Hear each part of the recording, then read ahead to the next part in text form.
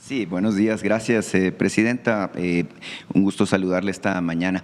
Presidenta, bueno, fíjese que el viernes, con la presentación que hicieron, bueno, me generó realmente pues mucho entusiasmo observar los datos que se presentaron con este asunto de, bueno, el aumento de la población que logró acceder a la clase media. Es un tema muy importante y en particular, bueno, pues yo quiero expresarle pues mi felicitación por este logro que me parece muy resonante, muy importante.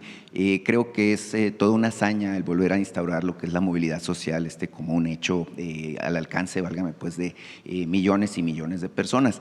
Hay muchos datos que obviamente avalan esta información, más allá de que Banco Mundial, bueno, pues habla de este 12% de personas que lograron acceder a la clase media. Mire, hay muchos indicadores, el tipo de cambio que sigue aferrándose pues a los 18 pesos por dólar, el tema de los niveles récord en inversión extranjera que se ha venido captando, también la inversión nacional, los niveles récords de lo que tiene que ver con empleo.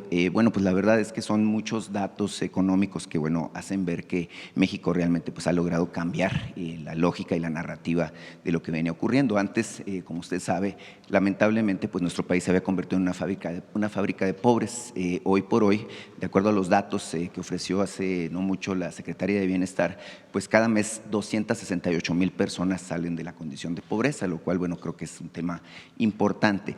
A partir de estos datos, que hay muchísimos más, evidentemente, que sería muy largo aquí comentar, yo quisiera preguntarle tres cosas, Presidenta. Número uno, ¿cómo evalúa usted los resultados de este año? ¿Cómo se siente usted al respecto de cómo bueno, está cerrando estos que son 14 meses de su administración?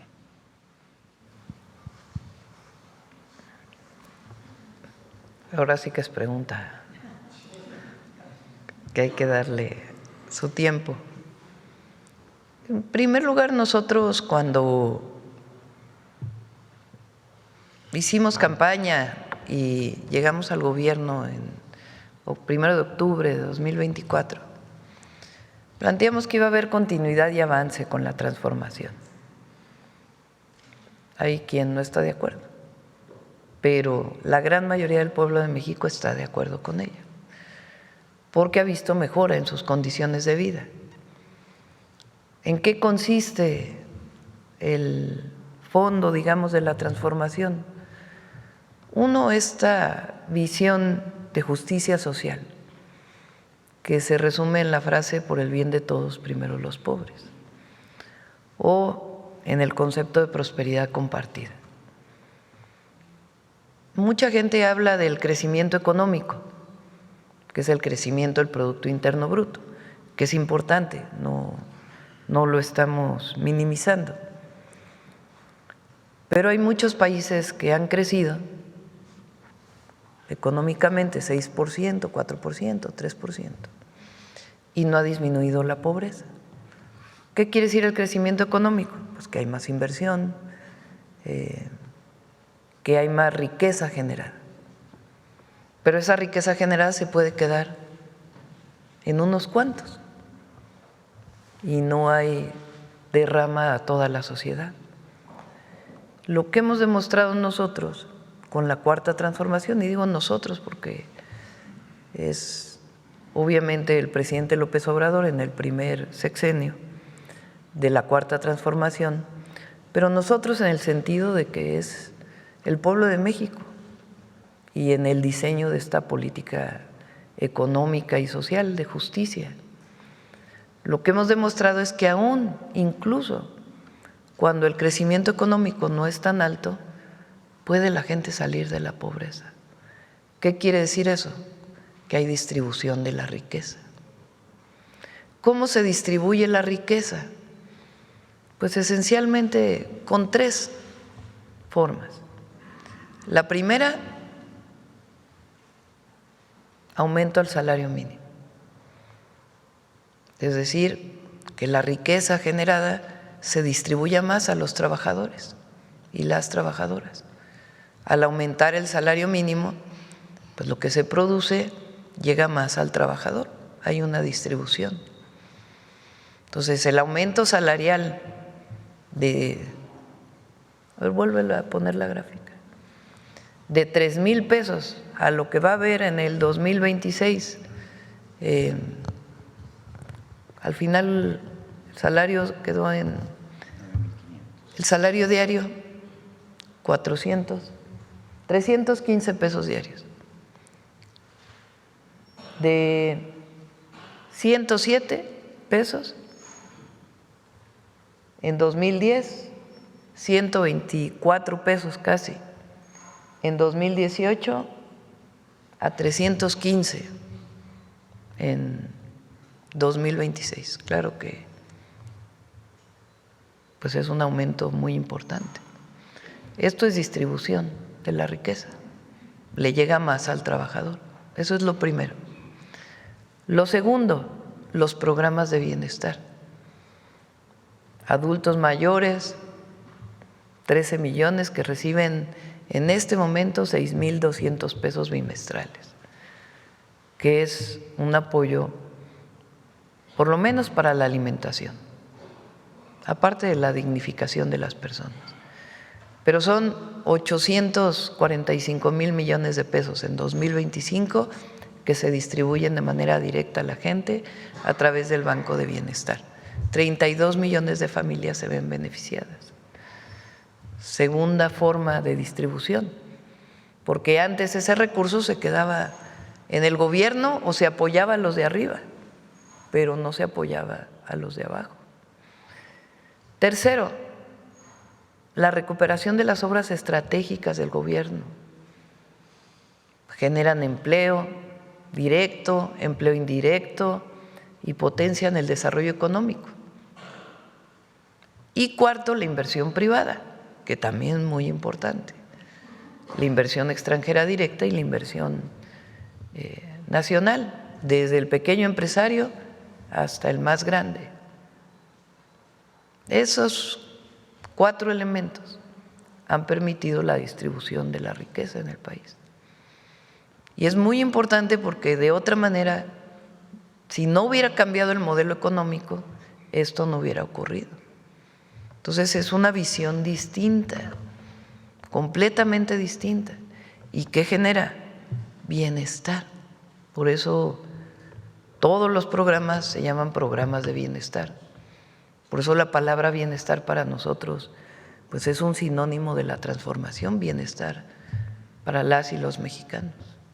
Una de sus frases, Presidenta, que a mí me quedó muy grabada es esta de que la prosperidad debe ser compartida o no será. Y en particular en base a estos resultados, creo que es evidente que tenemos un punto de partida muy importante de lo que es su administración. Evidentemente hubo mucho trabajo que se hizo en la administración del expresidente López Obrador.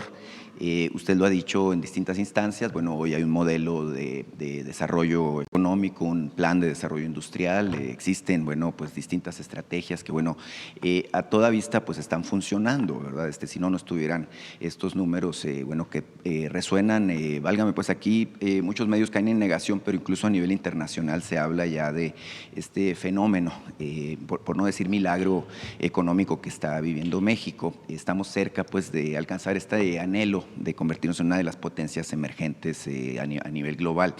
Ahora, yo quisiera preguntar, la segunda pregunta es justamente cuáles serían en este caso los objetivos para el año 2026. Creo que es muy importante, más allá de los criterios generales de política económica que ya conocemos, conocer de su voz qué es lo que espera del próximo año. Bueno, este año iniciamos la mayor parte de las obras estratégicas de este sexenio, los trenes, las carreteras, las obras de agua, las obras de vivienda para la población de menos recursos. Entonces iniciamos las obras estratégicas. Obviamente en el 2026 pues tienen que avanzar más todavía estas obras que hemos definido como estratégicas para nuestro gobierno. Vamos a presentar, iniciando el año, un programa de mayor inversión pública a través de distintos esquemas. Eso va a ser muy bueno para el país. Va a aumentar la inversión en todas las obras públicas, con inversión pública y inversión mixta también. Un esquema muy distinto a lo que eran las APPs, que se probó con el presidente López Obrador en carreteras, como por ejemplo la que inauguramos en Nayarit, o los 2 proyectos de aeropuertos en Puerto Escondido y en Tepic, que son esquemas de obra mixta que nosotros vamos a desarrollar de manera importante.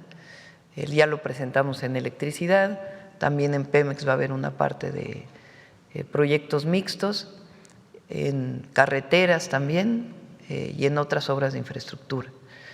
Entonces vamos a presentar este esquema que es novedoso y que va a ayudar mucho a ampliar la inversión en el país en infraestructura, garantizando el bienestar de la gente. Eso va a ayudar también al impulso a la economía. Los polos de bienestar que ya iniciaron y que hay que consolidarlos a través de distintos esquemas. Obviamente el próximo año pues es el año del cierre del proceso de la negociación, de la revisión del tratado comercial. Eso va a ser muy bueno porque fortalece la certidumbre para la inversión extranjera en nuestro país, particularmente para la exportación, y la consolidación de los programas de bienestar. A partir de enero, pues ya todas las mujeres de 60 a 64 tienen su apoyo, todos los jóvenes de secundaria, y vamos a anunciar programas especiales de beca para primaria y también de apoyo a jóvenes, todo el programa de apoyo a jóvenes, que es muy importante. Todo eso lo vamos a anunciar a principios de año. Seguir garantizando la seguridad, sobre todo el tema de la extorsión, le vamos a dedicar una buena parte del tiempo del Gabinete de Seguridad, y vamos bien y, como siempre digo, vamos a ir mejor en este tema. Y la consolidación del Sistema Universal de Salud, la consolidación del IMSS Bienestar, que vienen muchas obras, viene la credencialización al Sistema Universal de Salud a partir del próximo año, y la consolidación de la educación pública, más preparatorias, más universidades y más apoyo a los estudiantes. Entonces, va a ser un muy buen año. Me respondió con esta la tercera pregunta que le iba a hacer, que le iba yo a plantear el tema de los retos que usted ve. Me queda claro que el tema de la salud, la seguridad y la educación pues son temas que tiene en su mente para consolidar las distintas estrategias de gobierno que ha implementado en estos 14 meses, lo cual es sumamente importante. Mire, omití presentarme, me llamo Demián Duarte, el Sonora Power, la revolución que llegó del norte, y yo le agradezco mucho de veras que me dé la ocasión de plantearle esta pregunta. Yo ya me voy a Hermosillo, debería estar en Hermosillo desde el viernes, pero decidí quedarme por… Imagínate que no te hubiera dado la palabra, no hubieras… Exactamente. Entonces… No. El tema, Presidenta, es que pues obviamente… a lleva como no sé cuánto tiempo levantando la mano. Y no bueno, es un mes, pero mire, nos aguantamos poquito, no pasa nada. El asunto es que, bueno, usted sabe que es además un honor y un privilegio para nosotros hablar, dialogar con usted, que es la Presidenta de la República. Presidenta, obviamente a nosotros nos interesa mucho nuestra región. El noroeste de México pues siempre estuvo muy apartado. Si decían que pobrecito México, tan lejos de Dios y tan cerca de los Estados Unidos, pues imagínese nosotros, ¿no?, que estamos ahí en la frontera. Pero fíjese que a raíz de todo esto que usted comenta, ¿no?, es importante hacer ver la resiliencia que ha tenido nuestra región a pesar de la incertidumbre que ha habido relacionada pues con toda esa situación que llegó en enero con pues el nuevo gobierno en Estados Unidos. Y mire, le quiero poner dos datos sobre la mesa. Me llamaba la atención esta información que me llega del vecino estado de Baja California en términos de que los niveles de empleo formal se han mantenido de manera muy estable y que este estado, bueno, pues ha tenido una resistencia muy importante, pues a pesar de la incertidumbre y a pesar obviamente de la inestabilidad que genera. Usted sabe que nuestra región pues tiene una interdependencia económica muy fuerte, muy clara hacia los Estados Unidos. En el caso de Sonora, por ejemplo, destaca otro dato que creo que es importante. En Baja California, la tasa de desempleo se ha mantenido estable en 2.6% de manera persistente. En Sonora, por ejemplo, tuvimos un repunte en términos de lo que es la actividad industrial, creció un 11%, lo cual, bueno, creo que es muy interesante. Evidentemente, nosotros en la región queremos colaborar, contribuir, aportar nuestra capacidad competitiva, la capacidad de trabajo que tiene la región a lo que son las estrategias nacionales. Habíamos estado, insisto yo, pues muy aparte, muy lejos, sin infraestructura, sin condiciones, y aunque existe la creencia, ¿no?, de que somos ricos, que tenemos todo, pues la verdad es que usted sabe que tenemos muchas carencias. El tema es muy importante para la región noroeste, puesto que estamos en esta lógica de aportar nuestra capacidad, nuestra experiencia y la relación que se tiene. Pregunta en específico, Presidenta, sobre el tema es, ¿qué es lo que está previendo usted justamente para los próximos años en términos de la integración de la región noroeste? A ver, en Sonora, yo creo que lo vamos a informar de manera integral la próxima semana y si no, a principios de enero. Se llegó a un acuerdo muy importante para el plan de justicia de Cananea. Los trabajadores de Cananea, después de años de huelga, han decidido levantar la huelga a través de un apoyo, un resarcimiento a todos los trabajadores. Esto es algo histórico para Sonora. Al mismo tiempo, el día de mañana en Sonora, les adelanto, se va a informar sobre todas las obras de resarcimiento por la contaminación del río Sonora. Después de que Grupo México no quería pues acabar de hacer todas las obras que eran necesarias, y la secretaria Rosicela ha sido muy importante su trabajo, y del gobernador y de la secretaria Alicia Bárcenas, porque mañana se va a anunciar que se cumplen prácticamente todas las demandas que ha solicitado la comunidad para el resarcimiento de la contaminación del río Sonora. Esto es muy importante. Se van a hacer las clínicas, la medición permanente de la calidad del agua del río Sonora, la restitución y la remediación de suelos, en fin, son una serie de acciones que finalmente se atienden de un trabajo permanente que se hizo y que el Grupo México al final pues decidió cumplir con todo ello. El día de mañana se va a anunciar allá, además de este plan de justicia para Cananea, que finalmente pues se da cumplimiento a este plan de justicia. Ahí en Sonora le vamos a dar más impulso a la construcción de la carretera Guaymas-Chihuahua, que inició con el presidente López Obrador. En realidad eran recursos que venían de la propia Cipona de Guaymas y ahora le vamos a dar un impulso mayor. Entonces, eso inicia el próximo año. El puerto de Guaymas, obviamente, que va muy avanzado. El centro de producción de carne con calidad de exportación, que también ahí con los ganaderos de Sonora se va a impulsar.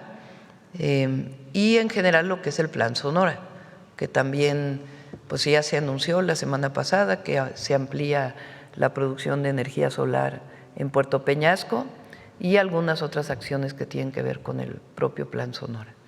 Entonces va a ser un buen año también para Sonora. En el caso de Baja, Presidenta, ¿tiene alguna previsión? Me hablaban, por ejemplo, que no tienen todavía polo de desarrollo para el bienestar en el vecino estado. ¿En Baja California Sur o Norte? En el norte. Bueno, en Baja California es una región muy próspera, Baja California. Ahí tenemos un plan de justicia para San Quintín, aparte de todo lo que significa el desarrollo, lo que estamos haciendo en Tijuana, la planta desaladora de Rosarito, que va a ser muy importante para Tijuana, todas las obras de saneamiento del río Tijuana, y estamos trabajando en un plan para los jornaleros agrícolas. Ya lo vamos a presentar muy pronto, ha sido un trabajo muy intenso, pero que va a ser muy importante para esta región de Baja California. las y los jornaleros agrícolas en nuestro país, que son migraciones internas de Chiapas, de Oaxaca principalmente, a Sinaloa, a Baja California, a Sonora, a Sinaloa, principalmente, aunque no solo, han sufrido pues digamos que son los mexicanos y mexicanas con mayores carencias. Y ahí para los jornaleros agrícolas estamos planteando varios temas. Se aprobó una ley en el 24 y queremos que esa ley se cumpla para que haya condiciones de vida adecuadas para todos los jornaleros agrícolas. Y vamos a iniciar en San Quintín y ya lo vamos a presentar, es un proyecto muy importante. Además, ellos tienen ya la autorización para Punta Colonet, que es un puerto muy importante, y algunas obras carreteras también. Muchas gracias, presidenta. Mire, solamente desearle de parte mía, de mi familia, de los sonorenses, pues una muy feliz Navidad y que el año que viene, pues todos estos anhelos, proyectos y todos estos retos que están por delante, pues se cumplan y se alcancen todas las metas. La verdad es que es, pues evidentemente para todos nosotros que somos mexicanos, pues todo esto es muy importante, estar cambiando la lógica en la que se mueve este país, creo que es algo fundamental y creo que usted ha hecho un gran trabajo, así que pues habrá que reconocérselo de manera puntual.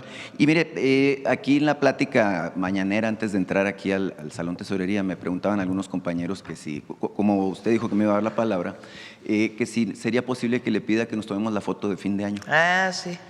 Entonces, al final nos tomamos la foto. Claro que sí. Agradecerle mucho y bueno, pues nos vemos en enero. Porque Gracias. ya no viene hasta enero. Sí. Se va de vacaciones. se queda en su tierra. Bueno, vamos a… ¿Ya está el enlace? Vamos con el enlace y seguimos con las preguntas. ¿Hace frío en La Paz? Adelante, Efraín. Audio.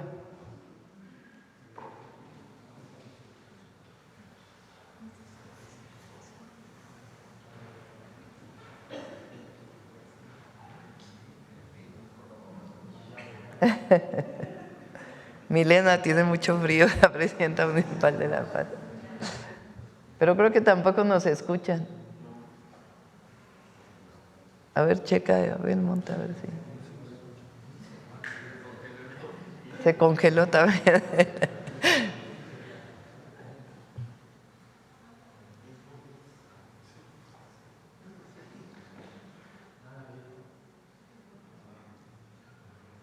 Tampoco.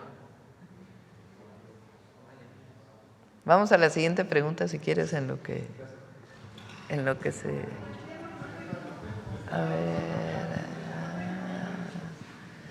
A ver, acá la compañera de Guerrero. Gracias, buenos días, presidenta. Citlali Guerrero, de Bajo Palabra. Pues durante todo el año he estado planteando el tema de los 200 años del Paseo del Pendón en Chilpancingo, que similar a la Guelaguetza de Oaxaca, pues bajan de todas las regiones danzas y música y artesanías de Guerrero. Este año se cumplen 200 años. Ayer inició el Paseo del Pendón, lo que marca el inicio de la Feria de Navidad. Pues, sin embargo, se ha dado como este contexto de inseguridad. El presidente de Chilpancingo ha estado como pidiendo el apoyo de ustedes, ¿no? Pues para que la gente también de Chilpancingo se sienta segura y contenta de disfrutar esta fiesta tradicional. Pues en ese sentido, preguntarle si hay un operativo especial, si hay un apoyo especial de parte de su gobierno, de la Guardia Nacional, de la Secretaría de Seguridad, y también preguntarle si la Secretaría de Cultura le informó del apoyo que se le iba a dar a esta festividad, pues por conmemorarse los 200 años, y también saber si usted tendría como considerado asistir algún fin de semana a Chilpancingo, pues para que la gente pues se sienta cobijada, segura, que no tenga miedo de disfrutar esta festividad, presidenta. Ya no vamos a ir a Chilpancingo, me voy de vacaciones a Acapulco, 3 días. Va a pasar sí, 25, 26, Navidad. 27, sí, vamos a pasar Navidad allá. ¿Qué más? Me quedé pensando en las vacaciones. Del Voy a estar operativo. pendiente, obviamente, pero bueno, a ver, sí estamos atentos a través sobre todo del gobierno del Estado y para reforzar cualquier necesidad que tenga el municipio de Chilpancingo para esta feria. Hubo que si se iba a hacer, que si no, que si sí, finalmente tomaron la decisión de que se hiciera y vamos a estar apoyando ahí en todo lo que se necesita. A Chilpancingo fui hace poco y de ser necesario, por supuesto, visitamos todo el país. Mañana les voy a platicar la cantidad de kilómetros que recorrimos este año y todos los municipios que visitamos y vamos a hacer un pequeño resumen de lo que fue este año en inauguraciones, visitas, nuevos programas, el FAISPIAM para pueblos indígenas, pero sí vamos a estar apoyando a Chilpancingo. Gracias, presidenta. Y bueno, usted sabe que la historia de Acapulco pues ha sido una historia como de despojos, ¿no? Así se construyó como centro turístico, quitando a los nativos, digamos, acapulqueños, pues de terrenos, ¿no? De predios, como es el caso de los vecinos de la colonia Fuerza Aérea, ¿no?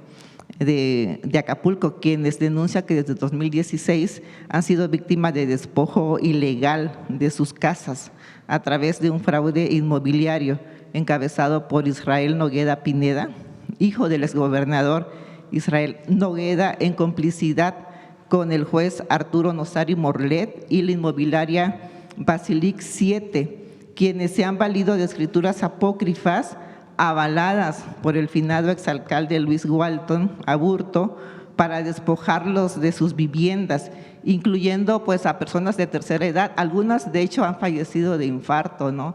O están como en depresión, pues porque todo su patrimonio que construyeron durante 20 años pues se les están quitando, ¿no? Incluso a algunos no se les permite siquiera sacar sus pertenencias, o sea, los sacan de su casa y así como con la ropa que traen puesta solamente, ¿no? Entonces, también están mencionando que esta red de corrupción está incluida Marlene Acosta, directora de vinculación de organizaciones de la SEDATU, quien obstaculiza el proceso de regularización, favoreciendo a la inmobiliaria, por lo que solicitan su apoyo e intervención para la emisión del decreto de desincorporación de las 105 hectáreas parcialmente indemnizadas al ejido La Plaza, pues con el fin de regularizar la tenencia de la tierra de varias colonias, entre ellas la Fuerza Aérea. O sea, es un fallo también que ya está a su favor, pero pues que no le han como dado el seguimiento para este decreto de desincorporación. Entonces solicitan su apoyo, Le pedimos presidenta. a Edna Vega, la secretaria de SEDATU, que pueda atender el tema, si nos das los datos. Sí, ya lo tiene. A Adriana ya le pasé como para que lo los atienda datos. directamente Edna. Gracias. Y bueno, presidenta, la Confederación Nacional de Transportes Mexicanos ha denunciado pues que de manera reiterada abusos sistemáticos por parte de grúas y corralones, y señalan que la Autoridad de Autotransporte Federal no está aplicando el reglamento. El sector pues reporta que no se sanciona la reincidencia, aunque existan múltiples quejas documentadas, no se cancelan concesiones, ni siquiera empresas con historial graves de abusos. Muchas grúas y corralones cobran de manera excesiva, operan de manera irregular, y a pesar de que hay las mesas de trabajo con el gobierno, en la práctica pues no hay resultados visibles. Dicen que las propias autoridades pues argumentan que no tienen presupuesto, gasolina, personal, ni plazas para realizar supervisiones. Y en varias zonas ellos comentan que la Guardia Nacional se niega a intervenir, y existen videos donde mandos ordenan a sus elementos no entrar dejando a los operadores completamente desprotegidos. Entonces ellos están preguntando como qué Pero, acciones… a ver, ¿quién los detiene? Aquí dicen pues que parte de la Guardia Nacional pues que se niegan a No, por eso, pero presentarles si la su Guardia apoyo. Nacional se niega, o sea, ¿dónde son estos? Bueno, danos los datos y nos ponemos en contacto con ellos. Ha estado haciendo un muy buen trabajo Tania Carro en la Subsecretaría de Transporte, pues mejorando todo el sistema. Vemos en particular, en este caso, a qué se refieren, porque si no los detienen, o sea, siento que es contradictorio, si no hay detención en la carretera, ¿quién lo lleva a un corralón?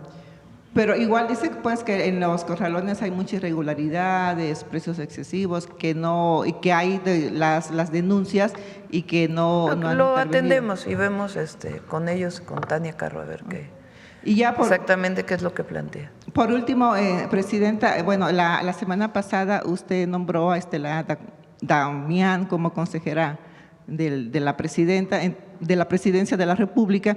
Entonces yo quisiera que nos comentara si este nombramiento será de manera temporal y que ella pudiera renunciar como en septiembre, pues porque en Guerrero se le menciona como una posible candidata para la gubernatura del estado, ¿no? Eso es otra cosa. Estela es O- consejera jurídica y no es temporal O si el usted tiene nombramiento. considerado que la acompañe durante todo su sexenio. No, yo quiero que se quede todo el sexenio. Ya Estela puede tomar otra decisión, ¿verdad? Pero obviamente la nombramos de manera permanente. Muchas gracias, Presidente. Gracias. Por cierto, aprovechando esto que denuncias, el jueves me mandaron un video de una persona del Instituto Nacional de Migración que salió en las redes sociales, que está pues pidiéndole dinero a paisanos que vienen de Estados Unidos a México. De inmediato le pedimos a la Secretaría de Gobernación y al titular del Instituto Nacional de Migración que revisaran el caso, estas personas fueran separadas de su cargo y se inicie un proceso de investigación. Y vamos a generar un esquema así para todos los casos en donde haya reportes de algún acto de corrupción en cualquiera de las instituciones. Lo vamos a presentar el próximo año. Pero sí es importante que se conozca este caso. Es un video que están tomando en el momento que un integrante del Instituto Nacional de Migración está solicitándoles dinero y de inmediato se tomaron cartas en el asunto. Entonces, para informárselos. Muchas gracias, Presidenta. Yo quiero aprovechar y regalarle también este libro, sí, cómo perdón. no. Es una antología que hicimos sobre Acapulco después del Otis, en donde están convocados 30 escritores nacionales de Acapulco, escritores emergentes que también escribieron durante la tragedia del Otis. Y bueno, yo quisiera, si me permite, pues dejárselo, ¿no? Pues es una memoria, es la parte colectiva de la tragedia del huracán Otis en Acapulco, y pues que es necesario pues para que años después pues se sepa, ¿no?, cómo se vio esta tragedia desde la literatura, Presidenta. Gracias. Ahorita me lo das. Bueno, vamos al enlace, ¿ya está? ¿Ahora sí? Parece que ya. Ya, ahora sí, Efra. Todo 1, 2, bajo 3. control. ¿Ya está? ¿Listo? Adelante. Con su permiso, Presidenta, muy buenos días a todas y a todos. Hoy nos acompaña el gobernador de Baja California, el profesor Víctor Castro, la Baja California Sur, la presidenta de La Paz, Milena Quiroga, y Felipe Satarain, subdirector de agua potable en la Conagua. Como lo instruyó, Presidenta, estamos aquí para dar inicio a las obras de la construcción de la presa El Novillo, una obra muy importante para Baja California Sur, que tendrá una inversión de alrededor de 2.400 millones. Es un proyecto muy importante porque además de la presa se va a construir un acueducto de 15 kilómetros. Vamos a llevar a cabo también la construcción de tanques elevados y un proyecto de sectorización para la ciudad. Es un proyecto muy completo. Sin duda alguna, la obra con la inversión histórica más importante en la vida de La Paz, y que va a traer un beneficio muy importante para más de 250,000 habitantes de esta hermosa ciudad. Le vamos a ceder el uso del micrófono al gobernador Víctor Castro. Buenos días, amiga presidenta. Les saludo y con mucha gratitud les expreso el reconocimiento no solo de las y los paceños, sino de todo Baja California Sur. Esta obra hace más de 30 años que no se hacía una obra hidráulica de esta naturaleza, así que estamos muy contentos. Agradecerle a don Efraín Morales, a todo su equipo de Conagua, porque han sido muy atentos, como siempre, todo el gabinete. Presidenta, pues solo quiero expresarte que cerramos este año con la idea de bienestar compartido que has hecho tú para Baja California Sur, un extraordinario y legado que ya va a quedar con esta presa. Estamos al pie de una modesta serranía subcaliforniana, paceña, hace frío aquí en este inicio de la Sierra de la Laguna, y que es importantísimo lo que va a generar de beneficios para La Paz, para Baja California Sur, esta presa, la presa del Novillo, que queremos ponerle la mujer perseverante, porque Milena perseveró, trabajó muy duro, y quiero reconocer este gran esfuerzo de nuestra alcaldesa de La Paz, y que bajo el respaldo de usted hoy inician las obras de esta presa del Novillo.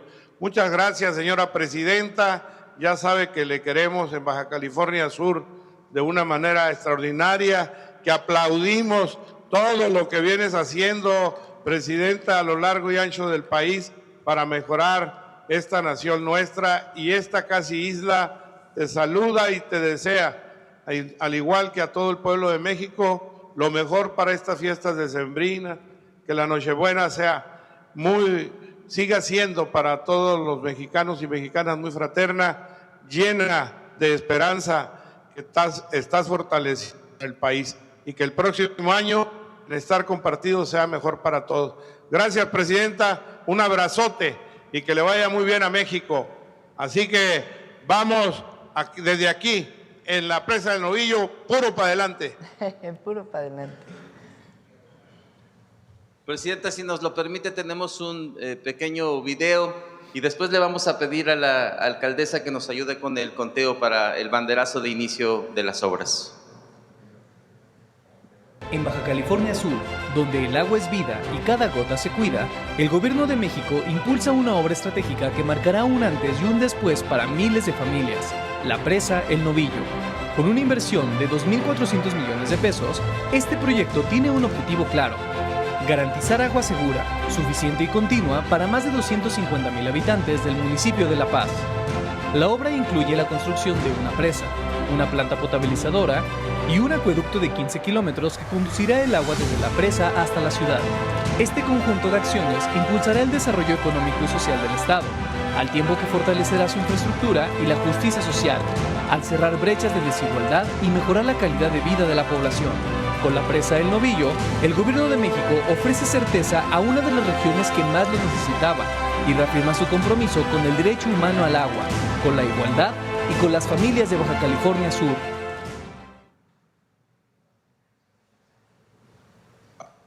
¿Listo?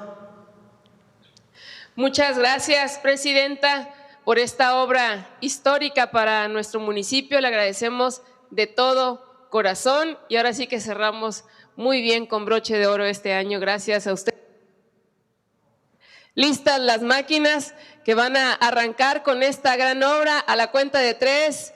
1, 2, 3.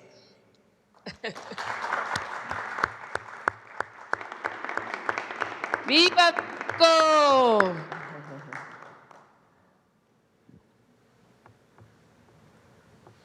Listo.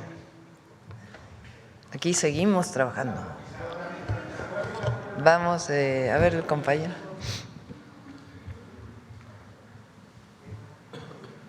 Buenos días a todas y todos. Muchas gracias, presidenta. Julio Sánchez de UNO TV. Quisiera empezar mi participación preguntándole, o si nos pudiera explicar, por favor, el día de ayer la Cancillería dio a conocer un informe sobre el uso de presas de, por ejemplo, Chihuahua o Nuevo León para cumplir con este tratado de América con Estados Unidos. ¿Nos pudiera explicar esto? ¿Cuál es el fundamento legal? ¿Por qué si no son parte de este río? ¿Cómo se lleva a cabo esto, por favor? ¿Dices para cumplir con el tratado de aguas con Estados Unidos? Sí. Sí, se trabajó con todos los gobernadores y se buscó un esquema de afectación mínima a agricultores de todo el país, particularmente de los estados de Coahuila, Nuevo León y Tamaulipas. Chihuahua, Coahuila, Nuevo León y Tamaulipas. Entonces buscó resarcir con aguas de otras cuencas que permitieran pues atender el tema del adeudo de agua. Todos estuvieron de acuerdo y eso nos va a permitir pues que la afectación sea mínima. Prácticamente no hay afectación a los agricultores del norte de México. Creo que fue un buen acuerdo. Vamos a, particularmente Tamaulipas, es el estado que más se ve afectado por todo el uso del río Bravo. Hay un proyecto de hace mucho tiempo, no sé de qué año es, si me acuerda Efraín o el propio Roberto, para poder hacer una línea de conducción de las aguas, del agua tratada de Nuevo León a Tamaulipas, para utilizarse para riego. Estamos recuperando este proyecto para que Tamaulipas pueda tener suficiente agua para riego. Entonces, la idea es iniciarlo el próximo año, de tal manera de que más allá si hay agua de lluvia o no, este convenio que se firmó hace muchos años, pues se haga realidad y que se pueda hacer la infraestructura que se requiere para Tamaulipas. Pero se trabajó con todos los gobernadores y fue un buen acuerdo.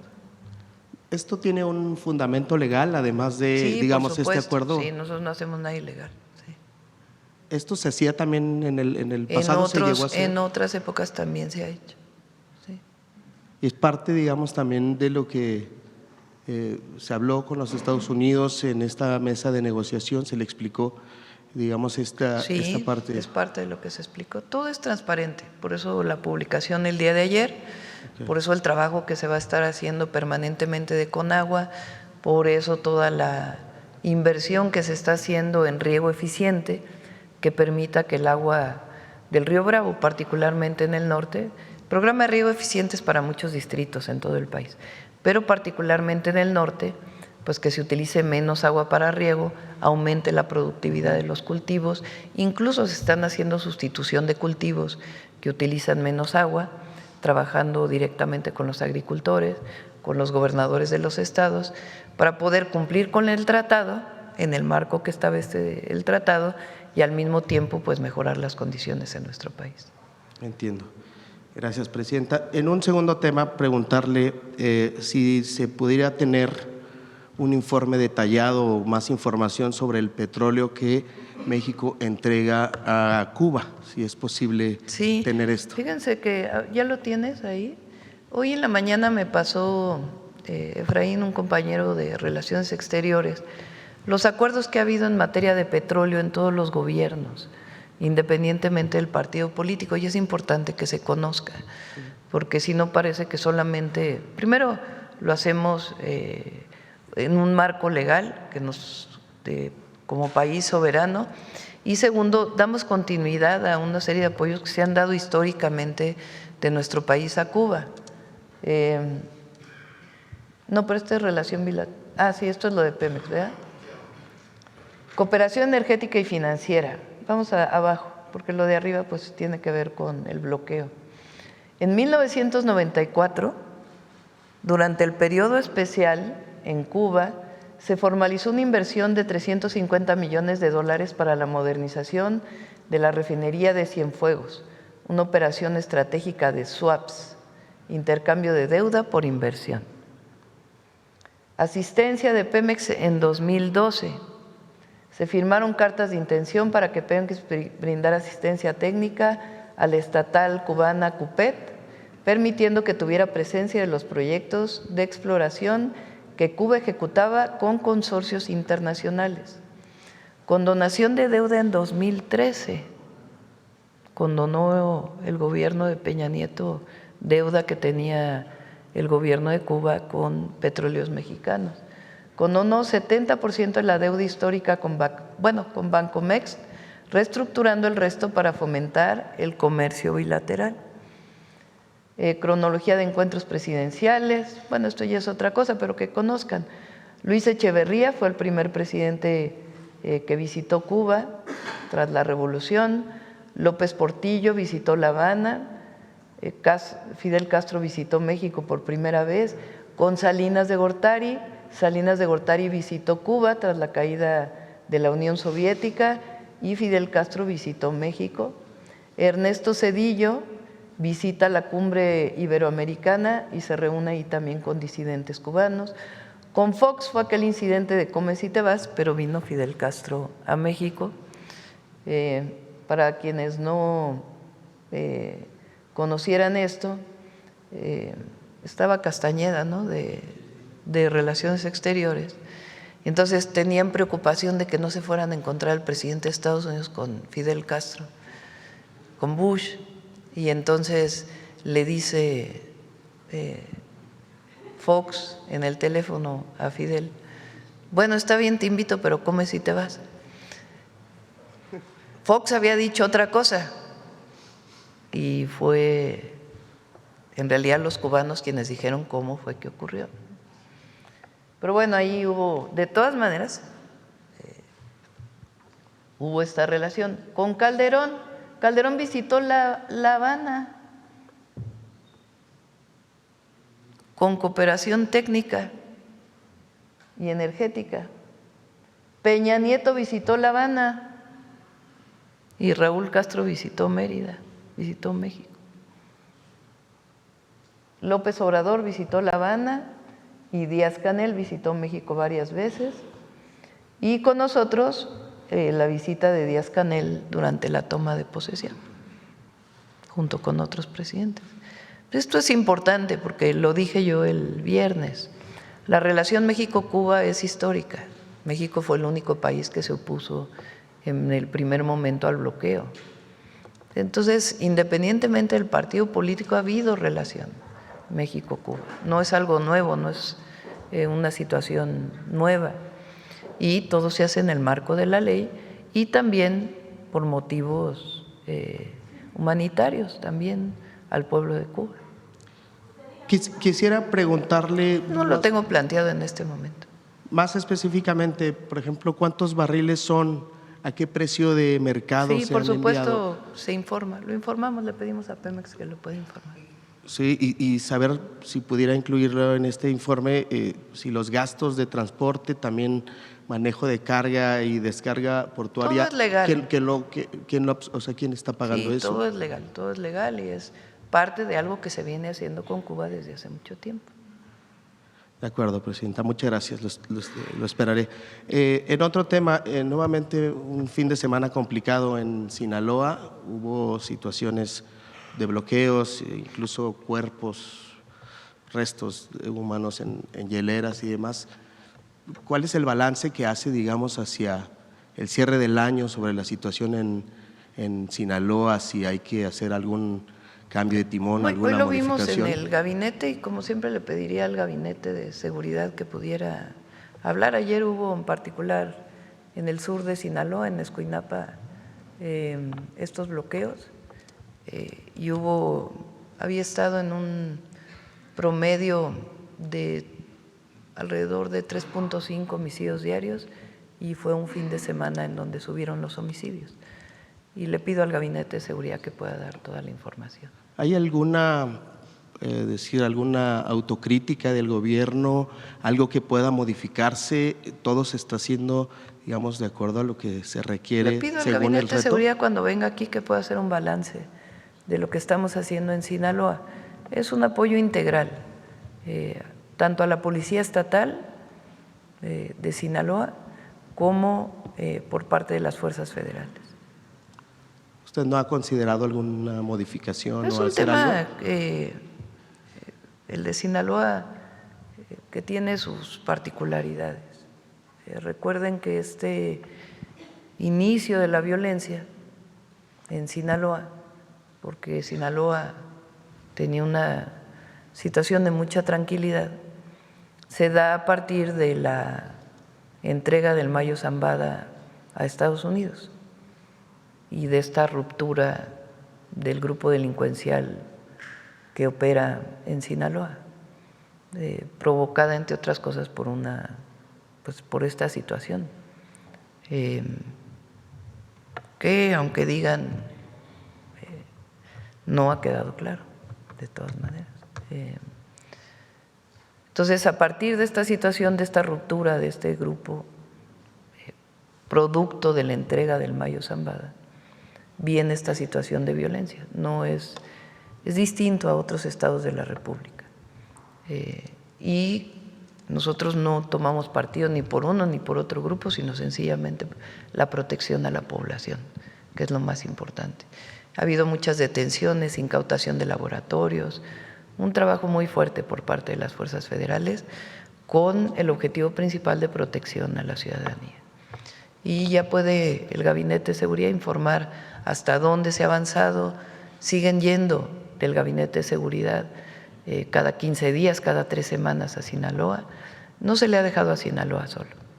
Y ya podemos la próxima vez que vengan, ya en enero, pues hacer una evaluación del trabajo que se ha hecho en este estado.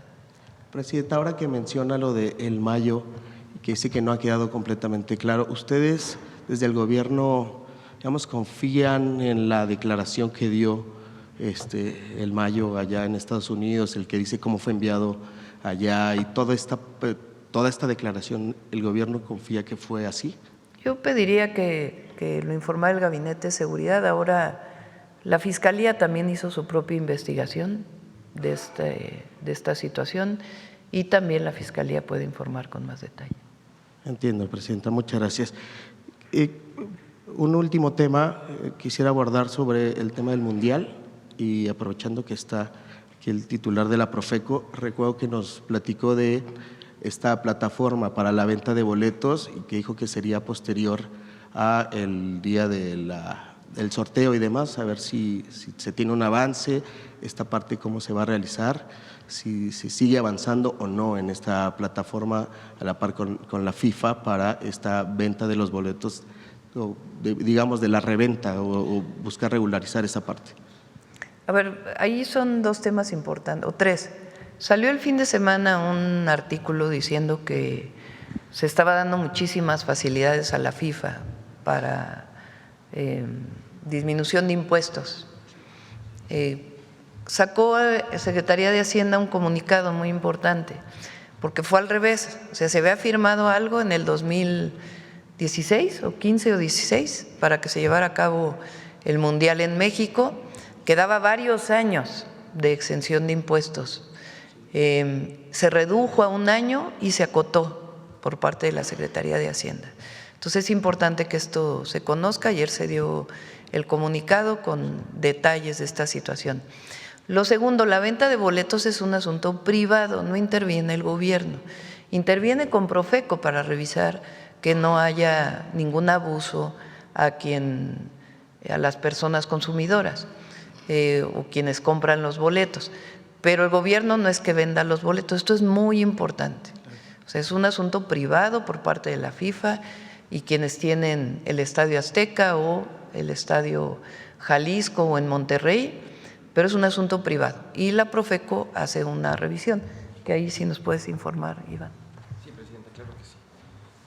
Sí, en cuanto a esta plataforma de recolocación o intercambio, lo que nosotros hicimos fue dar el acompañamiento para que el diseño estuviera acorde con la legislación mexicana, porque tanto en Canadá como en Estados Unidos la reventa es legal, no así en México, por eso no pudieron desarrollar una plataforma de reventa tal cual. Entonces lo que decidió FIFA, fue una decisión de ellos con base en la legislación mexicana, es hacer esta plataforma de intercambio de boletos. Es decir, si alguien compró boletos para un partido, porque recordemos que antes se pusieron a la venta los boletos antes de que existieran cambian el calendario. Entonces, si alguien quiere ir a un partido de fútbol en donde esté una selección a la que más le guste, puede utilizar esta plataforma de intercambio. Pero como bien dice la presidenta, es una plataforma privada en la que nosotros hacemos el acompañamiento para que esté de acuerdo a la legislación, y si hubiera alguna queja de algún consumidor en la utilización de esta plataforma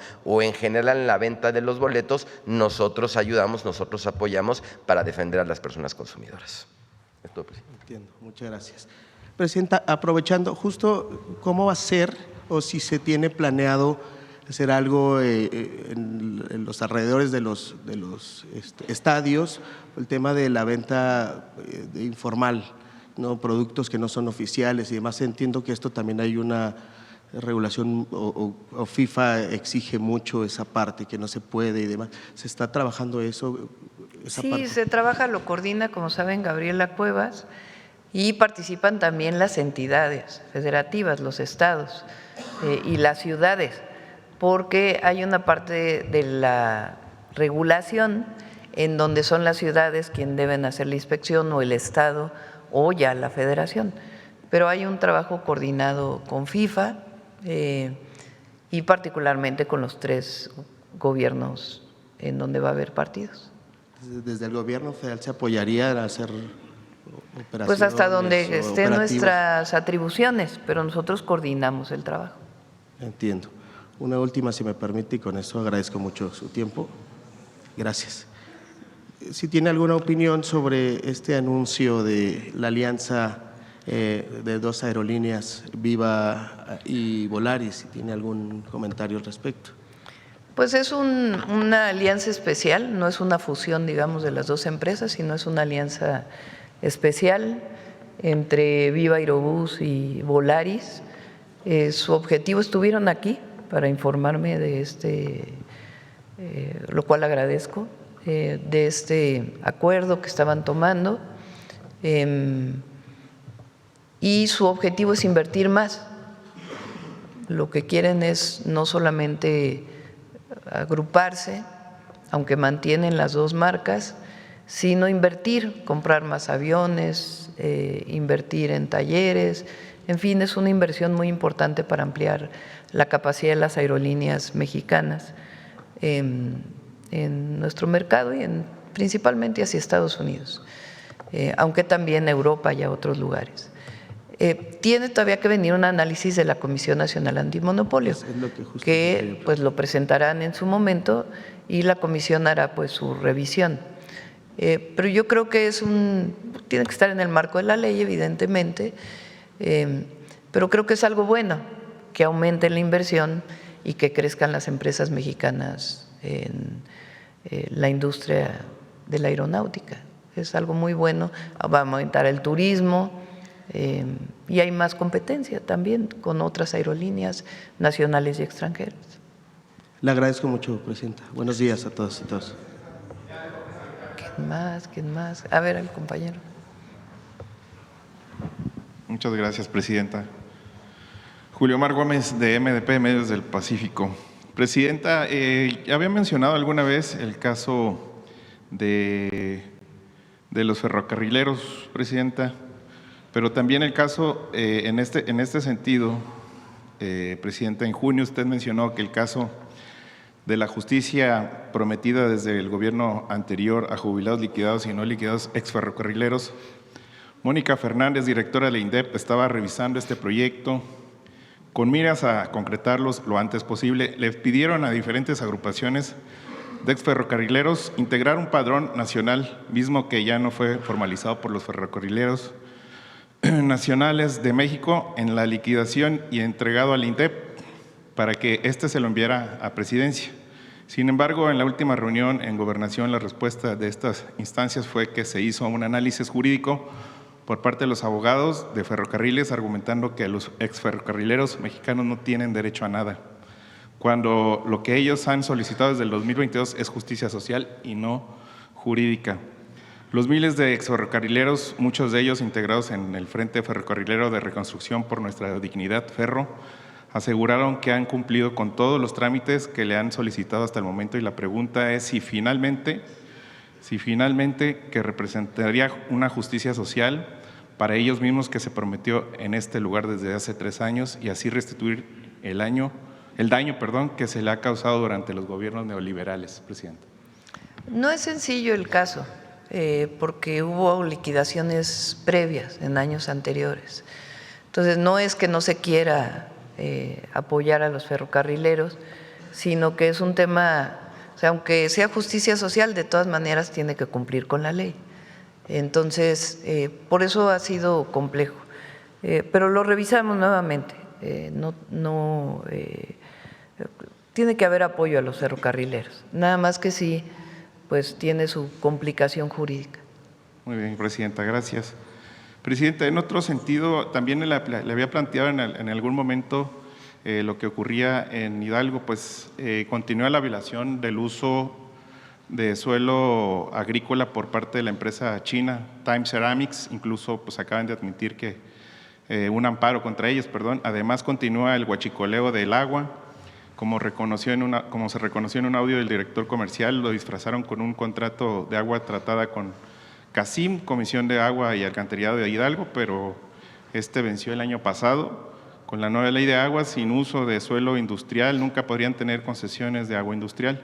Time Ceramics está provocando una escasez de agua en Emiliano Zapata y el huachicoleo no para, presidenta. ¿Hay que volver a revisar este tema o cómo lo podemos hacer? Sí, le pedimos a Efraín, por favor, que hoy mismo le llamo para que puedan hacer una revisión.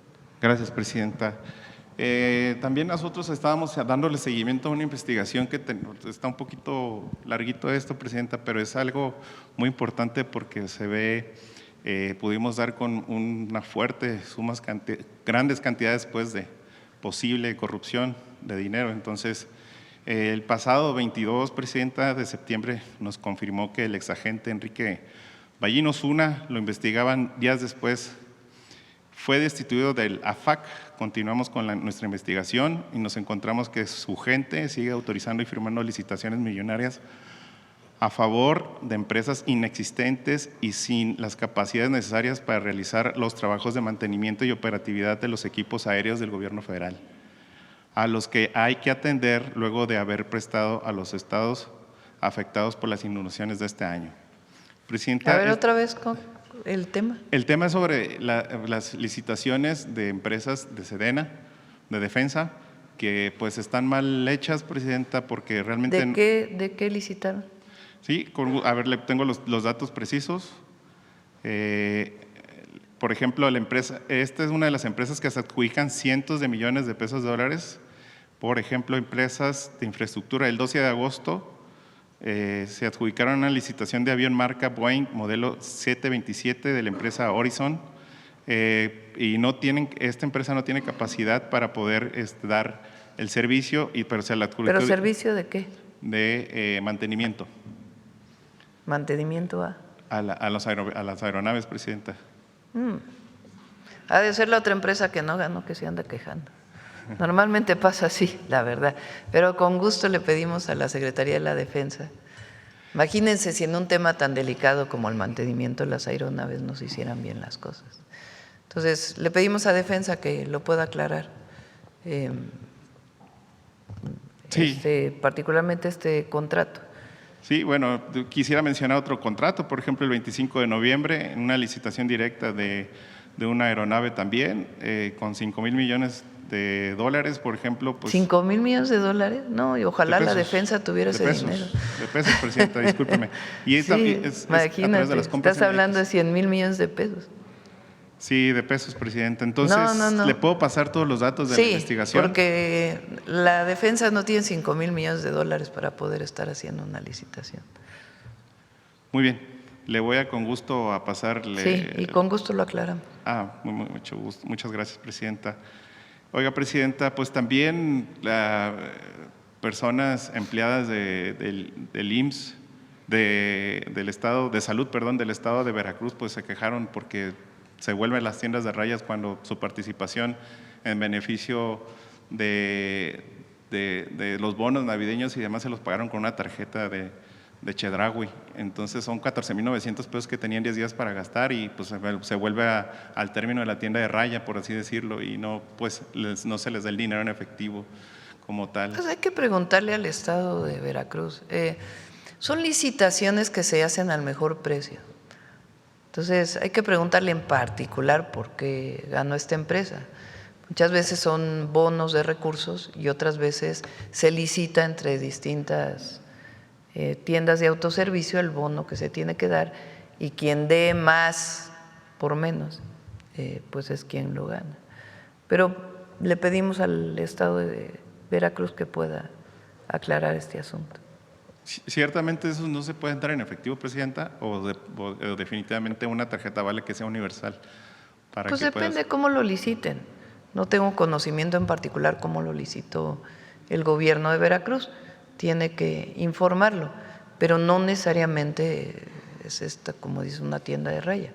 Depende cómo lo licitaron y pueden aclararlo. Pero es, digamos, legal que puedan licitar frente a varias tiendas de autoservicio. Les pongo un ejemplo. Ahora que compramos algunas despensas para la situación de lluvias, pues se hace una licitación de quién da más por menos recurso que sea de calidad la despensa, y así se hace. Gracias, Presidenta. Presidenta, preguntarle cómo cierra usted este año con la aprobación internacional. Como antes nos lo mencionaba en la mañanera, pues estaba casi en segundo lugar del presidente Modi de la India. Pues no sé, no he visto esta encuesta, pero yo estoy muy satisfecha, muy contenta y muy agradecida sobre todo por el apoyo de la gente. Es algo extraordinario. Por cierto, ayer que veníamos de regreso de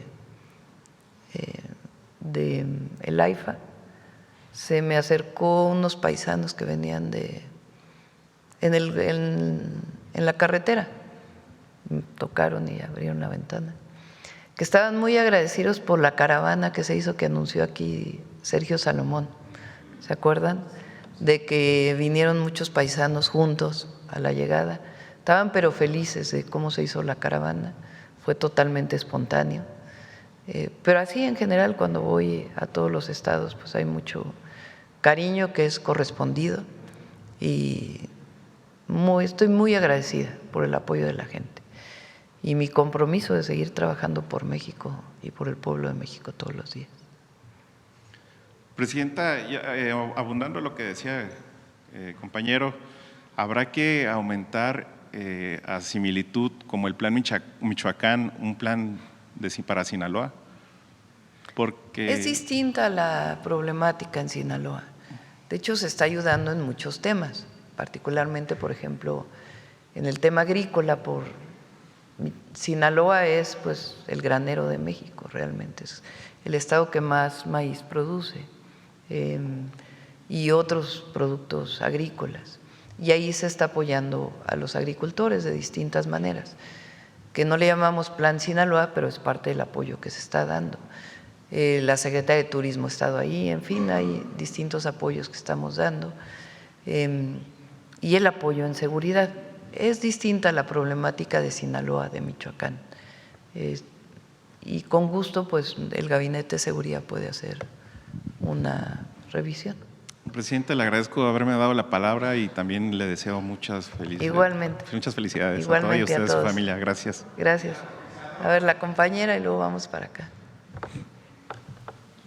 Buenos días, Presidenta. Yujel Carolina, de Código Libre. Presidenta, en este tema de Sinaloa y Michoacán también quiero preguntarle si tiene algún balance que le reportó el Gabinete de Seguridad del cuerpo de un agente activo de la Guardia Nacional que fue torturado en la carretera federal México-Acapulco. No se tocó el tema el día de hoy en la reunión de seguridad y con gusto que puedan informarlo. Okay, no se tiene ningún tipo de detención, ningún tema de ahí. Que lo informe el Gabinete de Seguridad. Ayer que usted estuvo en el AIFA, ¿tiene contemplado, Presidenta, ajustar sus protocolos de seguridad en la gira? Luego de ayer algunos habitantes se le acercaron a usted. ¡Qué bueno que lo preguntas! Ponte el Reforma. Qué bueno que lo preguntas. Fíjense, les voy a contar lo que pasó. A lo mejor Pau, la compañera que me ayuda al video, tiene a ver si tiene una grabación. Íbamos llegando a la estación de Nextlalpan. Exigen puentes peatonales, agua, drenaje, escuelas, centros de salud. Detienen a Sheinbaum por obras del tren. Ahí. Irrumpen pobladores trayecto de la presidenta. Bueno, se parece como que había 4 personas, 5, entrando a la estación, no sé si es Nextlalpan o qué estación era, que tenían unos carteles que decían drenaje principalmente, ¿no? Casualmente yo me había parado a la cabina del conductor. Entonces íbamos en la cabina del conductor con Delfina y algunos compañeros, pues viendo el trayecto. Y cuando vi que tenían la cartulina, le dije al conductor, párese antes de que lleguemos para poder platicar con los pobladores. Entonces el tren se paró porque estaban ellos al inicio de la estación. Entonces normalmente el tren pues se para ya avanzando en la estación. De hecho ahí no tenía planteado pararse, pues porque íbamos de corrido, fue el primer viaje. Entonces se para el conductor, porque yo le pido que se pare, abro la ventanita del conductor y platico con la gente, a ver, platíquenme qué es lo que está pasando. Ya dijeron, es que hay un drenaje que se comprometieron a hacer y todavía no se ha cumplido, por favor ayúdenos, presidenta. Sí, cómo no, déjenme su gestión y lo vamos a cumplir, no se preocupen. Le pedí a Néstor Núñez, que es quien nos ayude en estos temas, que se acercara, platicó con ellos, les dijo que ya los iba a visitar y así fue. O sea, todo lo contrario, ni problemas de seguridad, al revés, fui yo la que le pedí al conductor que se parara porque estaban con su cartulina para poderlos atender. O sea, nada que ver con esto. Ok, aquí mi pregunta, gracias por la aclaración, presidenta, y mi pregunta es también si entonces no hace falta, usted no contemplaría ajustar sus protocolos. No, esto es al revés, fui yo la que decidí que se parara el tren para poder atender a la gente. A la gente cuando tiene una solicitud hay que atenderla, más si voy personalmente, siempre busco, cuando llegamos a los lugares, la gente tiene solicitudes, gestiones, que voy recogiendo en el camino. Muchas veces me paro para que me puedan dar la gestión, la gente me espera porque sabe que voy a pasar por una calle, una carretera, y en en particular, pues no tiene nada que ver con un problema de seguridad. Fui yo quien le pidió al conductor y amablemente el conductor se paró. Incluso había una compañera ahí del propio tren que le estaba diciendo que con seguridad, porque se habían acercado demasiado al tren, ya habían pasado la raya amarilla hasta que hay, como en el metro, para que no puedas pasar esa zona. Presidenta, ¿ya le entregó algún reporte Arturo Saldívar, el coordinador de Política y Gobierno, sobre la constitucionalidad de la denominada Ley Esposa? Está en eso, yo creo que mañana nos lo van a plantear. Yo creo que no hace falta esas leyes, la verdad, más allá de la constitucionalidad o no. O sea, creo que con el acuerdo que tomó el INE, que tiene que venir en una reforma electoral, de que los partidos tengan que proponer a la mitad de sus candidatos mujeres y la otra mitad hombres, se cumple, además de otras acciones afirmativas que hay, se cumple pues el tema de género, de que pueda haber suficientes mujeres gobernadoras, porque de otra manera probablemente no hubiera ocurrido. Y la verdad es que las gobernadoras lo hacen muy bien.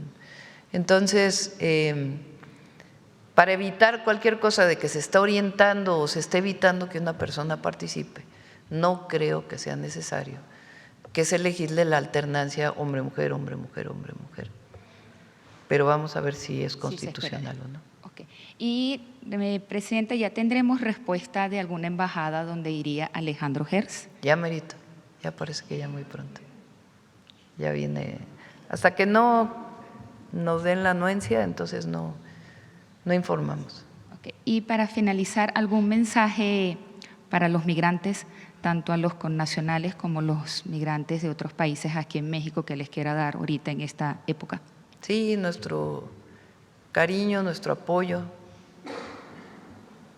nuestra comprensión, nuestra fraternidad y particularmente a todas las mexicanas y mexicanos que viven en Estados Unidos, nuestro abrazo cariñoso, nuestro abrazo fraterno, y siempre los vamos a considerar héroes y heroínas de la patria. Gracias. Bueno, vamos, dijimos por acá ahora. Buenos días, Presidenta. Hans Salazar, de Noticiero en Redes. Preguntarle sobre la fortaleza del peso que continúa debajo de los, en el equivalente al dólar estadounidense, debajo de los 18 pesos. La valoración de cómo se mantiene esto. Pues es la fortaleza de la economía mexicana. Leía un artículo que decía es que hay fortaleza macroeconómica, pero ha disminuido el empleo y han disminuido… son las dos, tienen que ser las dos y hemos trabajado para ello. Además el empleo ha aumentado. Pero esto tiene que ver con la fortaleza de la economía mexicana y la certidumbre, porque si no, no habría inversión en pesos. Se compran pesos para garantizar, digo porque ven que es una moneda estable y hay estabilidad en el país, si no, no estaría ocurriendo esto. Entonces es parte de nuestro modelo económico, que es fortaleza macroeconómica y también apoyo a la gente. En otra pregunta, Presidenta, sobre García Luna. García Luna, preso actualmente, ya sentenciado en Estados Unidos, a través de su defensa está apelando su sentencia, está pidiendo la revisión, mejor dicho, allá en Estados Unidos. Algunas lecturas de gente que sabe sobre todos estos temas es que buscaría seguir el camino de Juan Orlando Hernández, expresidente hondureño acusado de narcotráfico, pues liberado por parte del presidente estadounidense y pues con consecuencias políticas para ese país centroamericano. Preguntarle usted cómo está viendo esta situación en una posibilidad de que esto surja hacia este punto, o descartaría esto. Bueno, él tiene derecho como cualquier ciudadano. Sin embargo, no creo que haya esta opción. El propio gobierno de los Estados Unidos, ¿se acuerdan? Cuando entró el presidente Trump, puso en un documento de la Casa Blanca al caso de García Luna como un caso de vínculo de un servidor público. Bueno, servidor público no se puede decir, ¿verdad? Porque servidor público quiere decir que estás al servicio del pueblo. De alguien que formó parte del gobierno de Calderón en la máxima posición y que se demostró que estaba vinculado con el narcotráfico. Entonces no creo que haya una salida en este sentido. De todas maneras, recuerden que en México tiene órdenes de aprehensión y en todo caso se pediría la extradición, pero aquí tiene órdenes de aprehensión.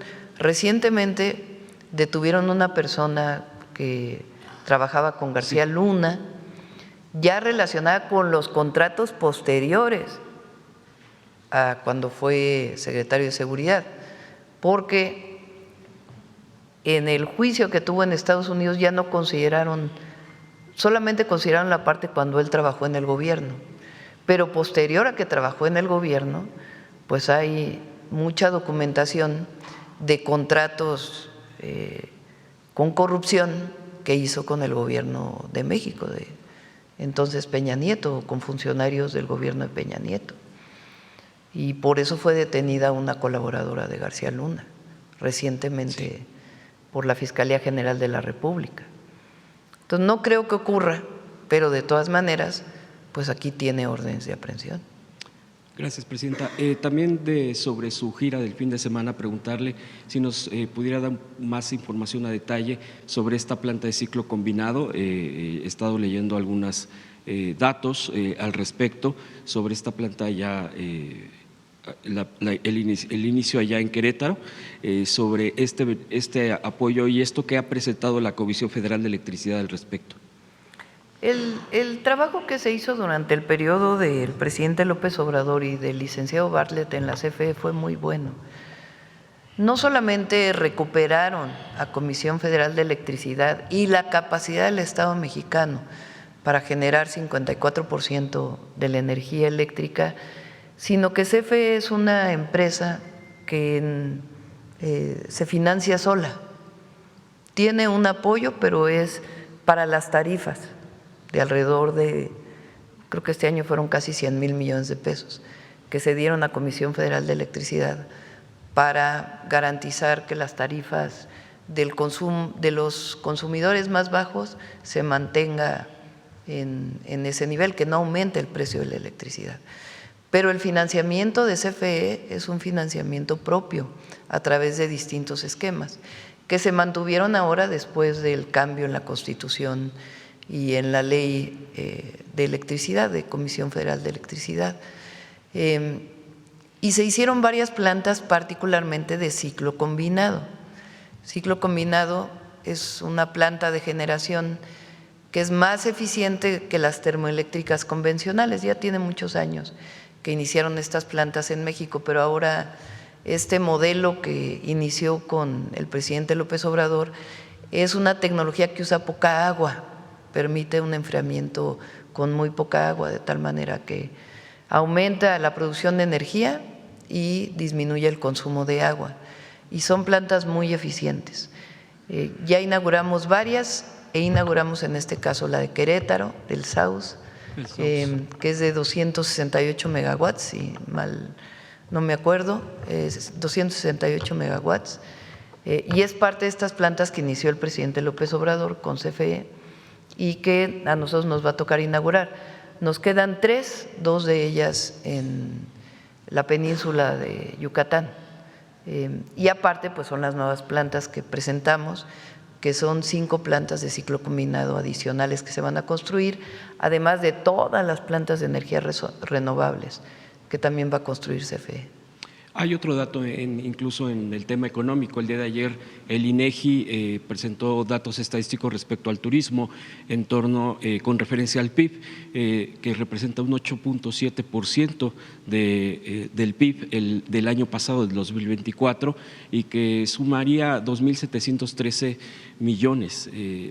Yo preguntarle al respecto, Presidenta, sobre Sí, vamos a invitar a Josefina, porque realmente son datos muy buenos, los de turismo de este año, muy buenos. Ya había presentado ella una parte, sí, y ahora salen otros datos del INEGI que refuerzan lo que habíamos venido diciendo, que en el tema de turismo, como dice Josefina, México está de moda, o como decimos, México está de moda. Muchísimos turistas y visitantes quieren venir a México. Por último, Presidenta, hoy hace 28 años sucedió una masacre en Chiapas, no quisiera dejar de registrarlo, en la masacre de Acteal, donde asesinaron a 45 indígenas, muchos de ellos mujeres, incluso embarazadas, a niñas, a niños, en un momento y en un marco donde pues en ese entonces, en 1997, gobernaba Ernesto Zedillo Ponce de León, y que este tipo de políticas de crear paramilitares, específicamente en esta zona, en Chiapas, que fue a partir del conflicto o del levantamiento de los zapatistas, del Ejército Zapatista de Liberación Nacional. De acuerdo al registro, los paramilitares fueron formados desde el propio gobierno de Carlos Salinas de Gortari, continuaron este crecimiento como un elemento de contrainsurgencia en contra de este levantamiento que acabo de mencionar, pero pues el resultado fue mujeres, hombres, niñas, niños que estaban rezando en Chenaló, en la comunidad de Acteal, y que fueron masacrados vilmente. Fue algo brutal y que fue una política, quisiera yo registrarlo tal cual, pues que incluso nunca hubo justicia, exigieron justicia, incluso fueron pues a otras instancias. El gobierno del expresidente López Obrador, sí hubo un reconocimiento sobre la actuación del Estado en torno a este hecho, y pues yo nada más quisiera registrarlo también y preguntarle por qué estos eran precisamente los regímenes que estaban gobernando en México y que pocas veces se habla, pocas veces se dice o se trae a la cuenta, principalmente por los medios corporativos o por los comentócratas o por todo este tipo de situaciones que dicen que el autoritarismo y todo eso, pero ahí es donde hay elementos muy concretos y que no fue castigado este artero y brutal crimen, entre muchos otros, pero el día de hoy recordamos eso. Qué bueno que lo mencionas. Somos otra cosa. No somos iguales a los gobiernos del PRIAN, porque en realidad fue lo mismo. Y hay mucha hipocresía cuando se habla del autoritarismo, porque no se mencionan estos actos criminales desde el Estado, que son muchos. Desde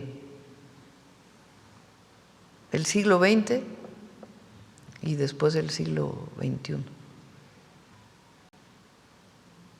Los gobiernos previos al periodo neoliberal y los posteriores, o los del gobierno neoliberal más bien. Nosotros nos comprometimos a que nunca íbamos a usar la fuerza del Estado contra un pueblo, una movilización, y cuando hay abuso policial o de algún elemento de las fuerzas federales, tiene que sancionarse, pero nunca se ordena desde el gobierno. Eso sí es autoritarismo. Eso sí es autoritarismo. Aquí hay libertad de expresión, libertad de movilización, libertad de reunión, libertad de expresión. A nadie se sanciona, a nadie se censura, a nadie. No hay una llamada por teléfono desde Presidencia a algún medio de comunicación para decir corre a este reportero porque ya habló mal de mí. Nunca, jamás. Nosotros creemos en la libertad de expresión. Claro, también creemos en la necesidad de un debate y en la necesidad de responder, porque si no, imagínense. Pero en efecto fueron gobiernos muy autoritarios contra el pueblo. Y hay que recordarlo, a ver si lo traemos para que, José Alfonso, a ver si lo traen luego el tema para hacer una revisión. Gracias, Presidenta. Gracias. A ver, Hidalgo, vamos para Hidalgo.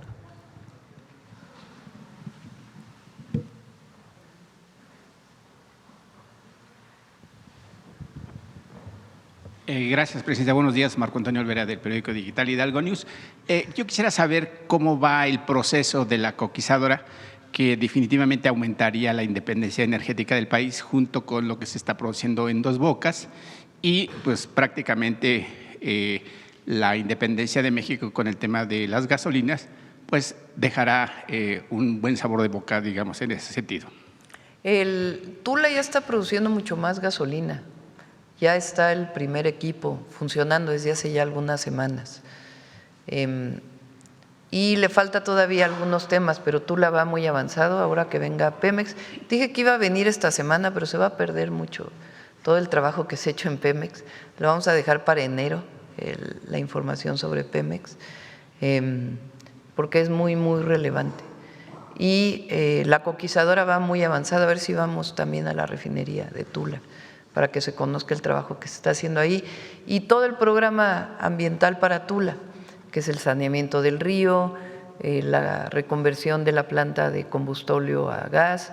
Había un conflicto social ahí también muy añejo, de que no permitían que pasara el gasoducto y ya se resolvió. Entonces va muy bien lo de la planta, en general el proyecto de Tula y particularmente la refinería. Presidente, y en otro tema, perdóneme que yo… A ver si te dice, Víctor, de cuánto a cuánto subió la producción de gasolinas en Tula. Gracias. Perdón que yo le insista, Presidenta, pero cuando no se resuelven las cosas hay que insistir. El decreto de 1985 de Miguel de la Madrid daba una orden ejecutiva para que 3.500 hectáreas del municipio de San Agustín Tlaxiaca fueran beneficiadas con el agua negra. El agua negra le beneficia mucho a los agricultores porque obviamente sus productos crecen más y se obtiene una mejor cosecha. De esas 3.500 hectáreas, pues también está la pequeña propiedad y en total serían 4.000 hectáreas. Yo le planteé aquí esto más o menos hace un medio año, Presidenta. Ha habido pláticas con pues, la gente de Conagua, con Mauricio, con Efraín. Sin embargo, la gente que se opone es la gente de Conagua estatal. Los beneficios que tendrían ese municipio son las comunidades de Benito Juárez, Puerto México, Ixcuintitlapilco, que quiere decir en Otomí, Rincón del Perro, que se fundó en 1531. Su iglesia tiene 500 años, también está en la comunidad de Llano Largo, San Juan Tecajique. Ahí el que ha insistido mucho en que no se lleve a cabo para que estos agricultores que en realidad viven en una pobreza extrema, y ojalá que usted pudiera visitarlos para que viera cómo viven, Presidenta. Es Salvador Pérez Gómez, exalcalde de Jacuba, 2 veces ha tenido el cargo y retiene el agua y obviamente no permitió que se llevara a cabo la ejecución del decreto que ordenó el entonces presidente Miguel de la Madrid. Esto también está en contubernio con José Ángel Félix, actual gerente de riegos de Conagua en Chihuahua. Fue director de Conagua en Chihuahua y obviamente también se le acusa o se le señala de haber entregado pozos pues, a la gente que hoy tiene grandes cantidades de agua en ese estado. También fue director de Conagua en Hidalgo. Presidenta, en ese sentido, los agricultores le hacen una propuesta, ojalá les escuche, que ellos entregan los 10 pozos de agua potable que usan para regar sus plantíos, no a cambio, pero sí para que se concrete este proyecto de aguas negras, que además pues serían 20 kilómetros. Tiene que ser aguas grises, porque… o aguas grises, porque sí, ya obviamente corren y ya se van Bueno, grises quiere decir que ya hubo un tratamiento. Claro. Y en ese sentido, pues ellos están en acuerdo con usted para que se regresen esos pozos de agua dulce para consumo humano y lo único que tendría que ser… Pásanos los datos y le pido a Efraín que lo atienda de manera personal. Y ojalá que se ejecute, Presidenta. Sí. Porque beneficiaría mucho, porque si ustedes entregan esos 10 pozos que están activos, bueno, si la gente entrega 10 pozos que están activos y 10 que pretenden construir, su gobierno estaría gastando más o menos 400 millones de pesos. Y si se hace ese ducto de aguas grises, como usted bien dice, por el proceso que corre cuando ya va en el camino a su destino, pues gastaría nada más 180 millones de pesos, o sea, menos de la mitad. Lo revisamos, le pido a Efraín que lo atienda. De manera personal, Adriana, a ver si ahí me ayudas. Presidente, y en ese sentido, el parque ecológico en Tula pues no tuvo gran éxito, pues por muchas razones. Y en ese sentido, el municipio de San Agustín Tlaxiaca pues está dispuesto a ayudar para que obviamente pues se regrese ese proyecto, que además… Yo creo que ya se va a ir a Puebla ese proyecto. ¿Se va a ir a Puebla? Sí, se planteó, aquí lo dijimos, un proyecto le llamamos economía, el Parque de Economía Circular. Se trata del procesamiento de residuos de distinto tipo. Por ejemplo, las llantas, para que el residuo de las llantas pueda ser utilizado para tender caminos. Procesamiento de ropa, incluso ropa que ya no se usa, que está en mal estado, para poder recuperar los hilos y poder hacer nuevos textiles. De plásticos para la producción de también de algún tipo de combustible, cascajo para la utilización de nuevo para cemento, para banquetas y otras áreas. En fin, hay ya como 10 empresas que están dispuestas al parque. Finalmente ahí la comunidad no quiso. Nosotros hacemos consultas, si la gente quiere o no quiere, tienen sus razones. Ahí además iba a ser un parque ecológico para que hubiera una distancia entre el poblado y este centro de economía Era circular. extraordinario. Entonces, finalmente la comunidad no quiso y ya hay un predio en Puebla en donde muy probablemente se haga ahí y no hay comunidades cercanas, lo cual también pues ya permite que se realice. Presidenta, hace unos días se llevó a cabo pues, prácticamente los 100 días de la nueva Corte. ¿Cómo ve usted ese tránsito de esa nueva generación de integrantes de la Corte, ministros y presidentes? Muy bien, y se va a ir consolidando el nuevo Poder Judicial, se va a ir consolidando y fue una muy buena decisión que se tomó. Hay quien dice que eso genera incertidumbre y no lo creo. Y en ese sentido, presidente de la Corte, la exministra presidenta de la Corte, Norma Piña, pues también dejó un desfalco financiero en el Poder Judicial. ¿Cómo se va a actuar en ese sentido? Bueno, ella tiene que decidir allá el Poder Judicial. Primero, no sé si fue desfalco y segundo, pues hay que, ya que anuncie, que informe el área administrativa que también se definió en el nuevo Poder Judicial. Y ya por último, presidenta, si me lo permite, usted como presidenta de la República obviamente no roba, no miente y no traiciona, porque definitivamente el pueblo la juzgaría y severamente.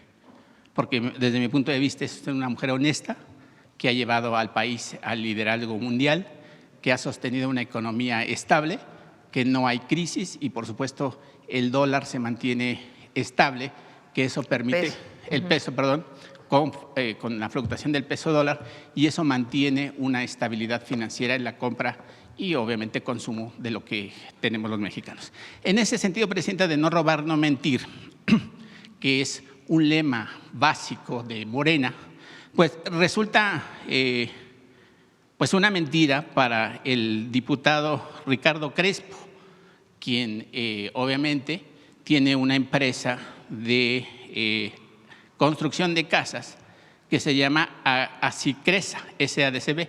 Curiosamente, sus hermanos y él se adjudicaron una millonada en construir casas precisamente del bienestar, las que usted ha impulsado en el municipio de Sinaloa. No debe ser. Hay pruebas, no debe ser, presidenta. y si hay alguna prueba, no debe ser. O sea, no debe haber conflicto de interés y tendría que resolverse. Obviamente el gobernador dijo que se podían dar esos contratos, pero ahí sería un conflicto de interés. No, pero el gobernador no interviene ahí. Exacto, el gobernador interviene porque dice que la gente del Infonavit fue… Mira, vamos a revisarlo y en caso de que sea cierto, pues tiene que suspenderse ese contrato porque no puede haber conflicto de interés. Bueno, no está bien. Muchas gracias. Sí. Buen día.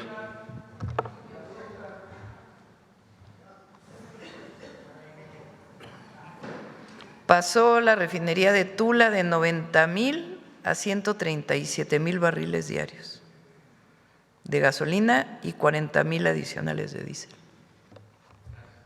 Bueno, ¿quién más? Yo creo que ya no, son 9:30 y todavía nos falta humanismo mexicano. Apúntale para que mañana pregunte. Vamos.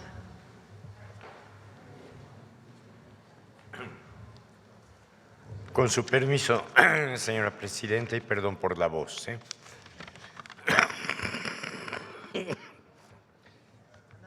Sí, a 210 años de la ejecución del Siervo de la Nación, hoy 22 de diciembre, es un honor recordar al forjador del espíritu humanista de la América mexicana. Me refiero a don José María Morelos y Pavón, que hace 210 años precisamente estaría yendo rumbo a la villa para llegar a Ecatepec, a donde sería fusilado.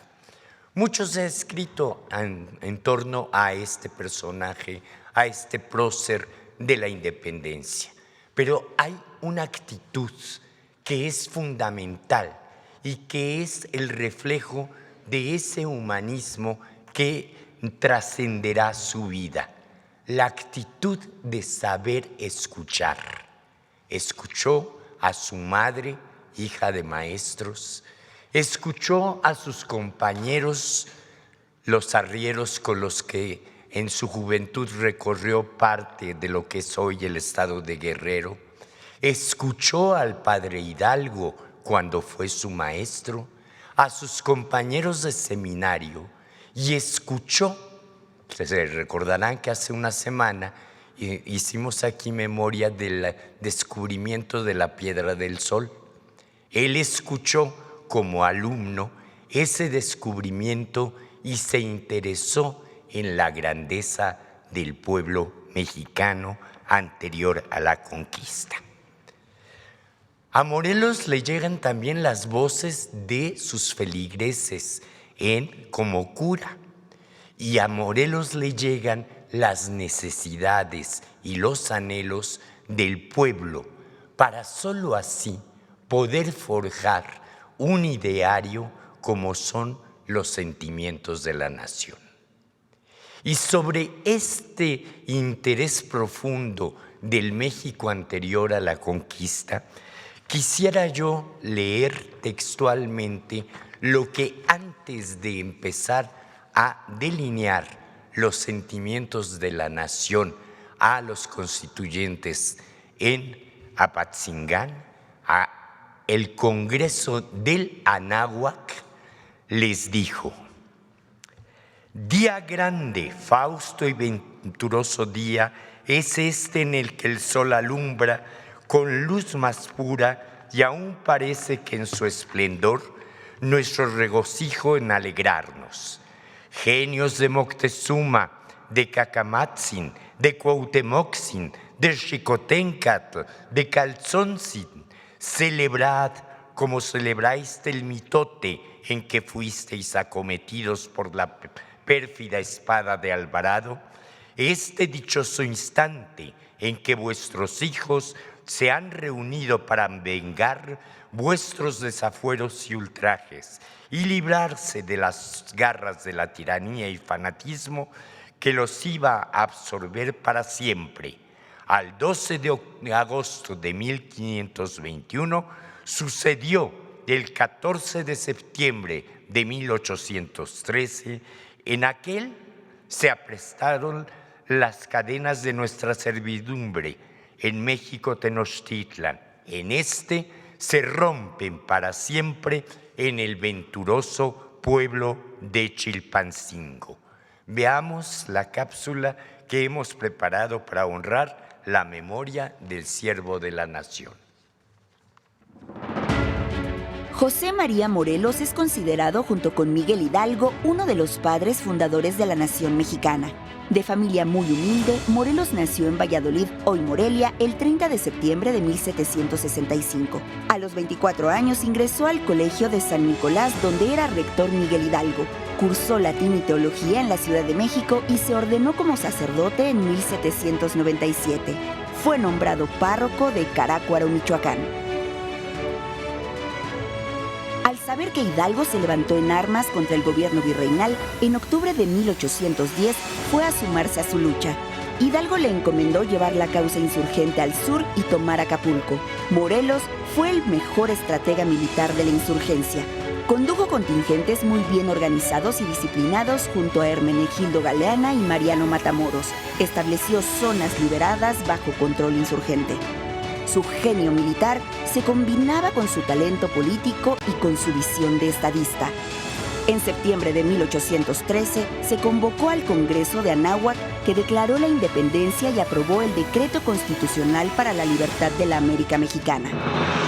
En el Congreso en Chilpancingo, Morelos, expuso los sentimientos de la nación, el primer manifiesto social de México donde se expone el ideario libertario, igualitario y justiciero del movimiento insurgente. Ahí definió la esencia del gobierno de las leyes al servicio del pueblo, donde La buena ley es superior a toda persona y debe ser tal que modere las desigualdades sociales, mejore las costumbres y obligue al patriotismo, para que no distinga a un hombre de otro más que la virtud, nunca el color de la piel. El momento más deslumbrante de Morelos es cuando fue elegido de manera unánime por los pueblos, las tropas, los oficiales y el Congreso como generalísimo del ejército. Morelos no aceptó en principio ser jefe supremo, se declaró siervo de la nación. Su discurso ante el Congreso lo elevó como una de las grandes figuras de la historia. Dijo Morelos: ha recaído en mí el cargo de generalísimo de las armas del reino y la autoridad del supremo poder ejecutivo. Y aunque en el instante sentí grabados mis hombros débiles por el peso enormísimo que recayó sobre mí, e hice por lo mismo dimisión de este gran distintivo con que la nación me honra ante el Supremo Congreso como representante de su soberanía, queriendo solo denominarme siervo y esclavo de mi patria. José María Morelos le dio un sentido político y social a la rebelión de independencia. Defendió la soberanía popular, la república y un proyecto de justicia. Emboscado por realistas, cayó preso, fue juzgado por traición y despojado de su condición sacerdotal. Sus enemigos no podían perdonarle la osadía de querer formar una patria nueva, libre, independiente y soberana, basada en la justicia y en el poder al servicio del pueblo. Un amigo de Morelos, arriero como él, Vicente Guerrero, continuó la resistencia insurgente que duró 11 años hasta consolidarse la independencia. El siervo de la nación fue fusilado el 22 de diciembre de 1815 en San Cristóbal Ecatepec. Su sacrificio no fue en vano. Su vida, obra y pensamiento alimentaron la causa insurgente y el espíritu libertario del pueblo mexicano.